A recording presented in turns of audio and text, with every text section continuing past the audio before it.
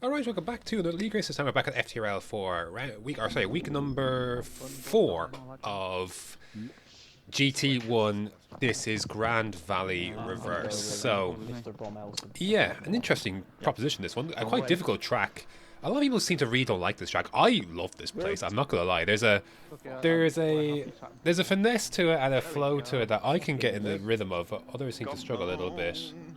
That's last, isn't it? So we'll kind of go through it and you'll kind of see how to chain it together, so to speak. But sorry, I was distracted by that. I turned down my volume. Anyways, so it's an endurance event, this one. There's only 2 sprints this season, which is nice. We do the special event next week, which I'll explain later, but here's my best lap in qualifying. It was at the very end. Yeah, we don't often do this. Normally I exact the maximum at qualifying, but we put a good lap in a 47.6 in our first stint, put us up into the top 7, and I don't remember the highest I've ever qualified in FTRL, but it has to be about 7th, if at best, if even, but qualifying's not been my thing. Anyways, you could ping it on the softs through here, break around, what, 350 or so, depending if the wind is. Try and hook that inside, try and hit the cone to course, go down there first, let the car swing around, and then hook it on the exit. Very nice. Again, if you're in the race, you want to save it a little bit more tire through here, but of course it doesn't matter. So then hitting about the 200 board just after it, and then get hooked in as soon as you can, and then on the power as soon as you can. Other people went wide and then came back in. I just stuck tight and just nearly not as work the tires as much. Just get the straightest line through possible, and then through just after the 200 board on the softs. Really hook this, try and get it swung in, and then try and use the dirt on the left hand side, kind of again swing the car in a little bit more, kind of flat through there, and then as soon as the car straightens up, brake, swing it back around, get on the power again. Don't have to worry about saving tires here as you would in the race. Just after 200, actually I've probably more than like 150 on these tires, and then swing it into the corner. Some people went very wide here. I've heard just to get it turned in without taking too much force out of the tires, and then get on the throttle rather than carrying the throttle through and going a little bit wider. Up here, up the hill, you want to be careful not to stress the tires too much here. And this is now near the end of the lap, of course, is where the old turn 1 will be. A bit of a difficult one, this one, but I found around the 250, 200 or so. And then, yeah, hook it nicely on the exit then. And you get to that part of that marker there without it being in the 140s in for a good spot. So this was the best lap I had done on soft up to this point. So a 47.3. Good enough for 4th, and I knew that was a good one. I knew that was a good one. So I was very pleased with that. Very, very pleased.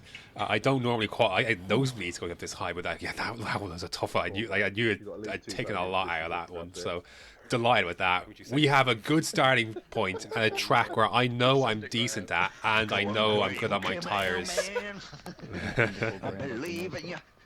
So here we go then. Panda was just behind me. I'd pipped him in qualifying to his dismay. But anyways, here we go then.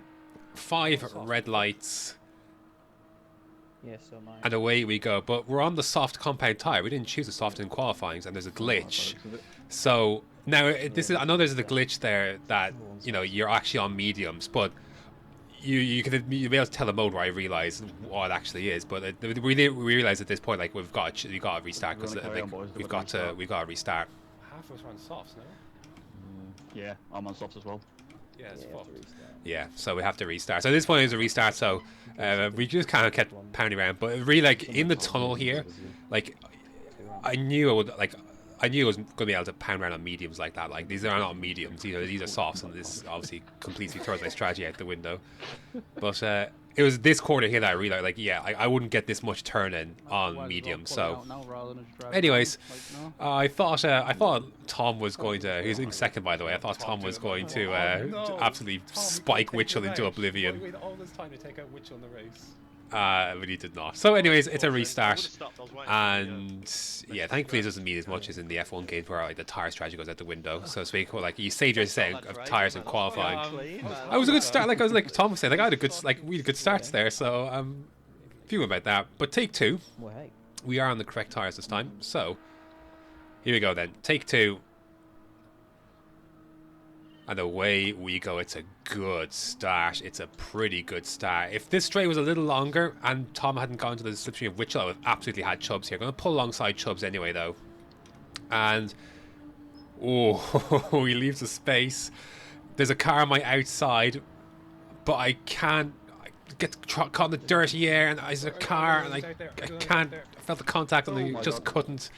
I couldn't get out of it, man. It was poor Will who got stuck on the outside. There's a rock jutting out as well that caught him in the end. I tried to turn in and leave the space, and I just couldn't get the car turned in and leave him the space on the outside. I knew he was there. I just couldn't do anything about it. So that was really unfortunate that happened. But we have to carry on. I can't. At the time I thought it was brave. Someone's on the outside there on lap one, but I just couldn't. I couldn't get it. It was obviously I'm at fault of it. I'm not trying to say otherwise, but I just couldn't get the car turned in. We'll talk about it later. Lap 8, yeah, we've pulled away from Rom and Pagani, and Chubbs is struggling in this first stint. He's not quite happy on this. He's got himself a penalty. He got this actually at this point last lap, but it's only serving this lap, and I didn't get the best run out of the tunnel, and he's going to be able to serve it and get away with it this time. So, yeah, but he is definitely. I feel like at this part of the race, he's definitely slowing me up. I could definitely go quicker. But I'm just kind of managing everything because I want to get to 11 laps or so before we box. So I'm actually considering even going 12 laps based on how things are going here. And you see a few more wobbles like this. These are happening somewhat, not regularly, but somewhat consistently. Chubbs is having these wobbles, and he goes very deep. He goes very deep into this corner and tries to go for the exit. You've seen the different contrasting lines we've taken. I've gone narrow and get on the power. He's gone deep and runs around the outside. So it is a very interesting way that we've got these different ways of going about the different lines. But anyways, Witchell has pitted. Witchell's doing a 3-stop, whereas our intention is to do the 2-stop. So we're going to see how all this ends up. So that's why we're in third, and Witchell is on a 3-stop. So we'll talk about Witchell later on this race. So Tom is leading. I'm in third then. Lap 11. I was going to stay out because you can look at the tyres. They could definitely go another lap. And I was like, if I could do this now, it'll soften the pain later on my tyres. Chubbs has a big moment. I go down the inside. I was actually debating because my plan was to do a 10-lap stint on softs next. Yeah, I can get softs to go at this place, which is nice. But I thought, if I'm just going to come out behind him, I'm going to wait. Those softs are going to be wasted, so to speak, if I can't get by him. So I was like, I might just do mediums next and just run softs at the end. As soon as this happened, that overtake, that mistake for Chubbs changed everything. I was like, right, not only am I boxing this lap, but I am putting on the softs. Now I've got track position, and I've saved a little bit of fuel behind Chubbs as well. So, yeah, we're coming in right this second. So, yeah, so here's the plan. 10 laps on softs. It's going to be, there is a lot to ask of them. So 10 laps on softs, and then we're going to do 12 laps on mediums to end. So that's how this is going to break down. So some people have pitted already. Kind of everyone. Some people are going to pit quite like in the next lap. So, anyways, pretty short stop, and look at all that. Look at all that space we're about to come into. So we're going to get to use our softs very nicely. So away we go. So Ross came in, Ron was in, Biggles was in. I think Pagani came in a few laps before. So and Fieber's there too. So yeah, Witchell's 40 seconds up the road, but he's on medium. So we'll kind of dig into this gap somewhat, but. Chubbs then comes into the pace next lap, so does Tom and Lee. So Tom was 5 seconds ahead of me at the stops. His tyres died the last lap. I somehow caught him up, and I was like, because Tom was our lead car here. I was like, right, I need to, he does have more pace than I do. So yeah, I was really surprised I actually caught him. So if Tom wasn't my team, I would have gone for the move, but of course he is. So it's in our best interest to do this as this because yeah, like I'm a lap ahead, so to speak, on the softs. Like I've got a lap more warm up and such, but I could use this time maybe to save a bit of fuel, save a bit of tires, and Pagani and such are mediums behind me. He was just saying, so yeah, we went from there. So lap 16, kind of the gap is going to emerge a little bit. I did a decent job saving fuel or saving tires at the start of the stint. At some point, this definitely went away. And yeah, for some reason I was on 3 traction. I don't know. It must have been on the lobby reset or something. But yeah, very strange one. So I've been saying, like, I just did a 40. The other lap I did a 48.1 without even trying. I think the 47.9 I tried a bit more. But lap 17, I basically just asked Tom, right? Is it time? Like, he's just. I'm just in the same sort of groove, man. I don't know. I'm trying to just be smooth.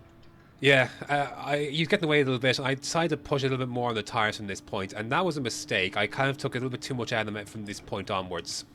Because you got to get to lap 21, and which we did 6 laps up to this point, which was good. But I had a couple of scruffy laps after this. Witchell is in, so that's an important thing to know. Witchell is now in. Lap 21, the tyre died midway through this lap. Tom's coming in as well to end his stint. End his stint. I think he's also on soft. So, anyways, in we come, and it's going to be a fill up then to the finish. 12 laps. Of course, we could definitely do 12 laps with less fuel because it's a lot. There's like 18 or so laps of fuel on board, I think, to start the race. It's a lot. So, we're looking pretty good, I have to say. Witchell will go through. He's got another stop to make. We had a decent gap on him, so there's a chance we could see Witchell later on in this race. Chubbs has had a really sloppy middle stint, so he fell away, and we don't have to worry so much about him. So we're very much just running our own little race here, and just seeing where things fall out. It's just bringing the tyres in, making sure you don't destroy them, and that's really it. So away we go. And again, the gap behind, I think it's Feber that will be the one that comes out behind us. So first few laps, just bed them in. Oh, it's Biggles actually. Biggles is coming through. We're just going to nip just behind him. He's going to have the overspeed. So I thought, will he go down the outside? He does. So, but he's got to make another stop. So everyone in front of us, apart from Tom, has to make another stop. So this will all even out, but where Witchell is will be important. So lap 22 then, Rom is in, and then Biggles is coming in as well. I was worried about being stuck behind Biggles a little bit, but I could have used a time to save tyres as well. So, yeah, so that's where we're at. And then lap 23 then. So this race is kind of flown by, to be fair. But, yeah, we're looking for a really good result. The team's looking for a really good result. And Homer won the GT2 race on the day before. So, yeah, we're looking for some good points here. Right, this is the big one. Lap 26. Tom is now 8 seconds in front or so. Witchell has come out on softs for these last 7 laps, including the one we're on. And he's just around 4 seconds behind. So I know he's going to get me, but I can play a pivotal role in holding him up for Tom.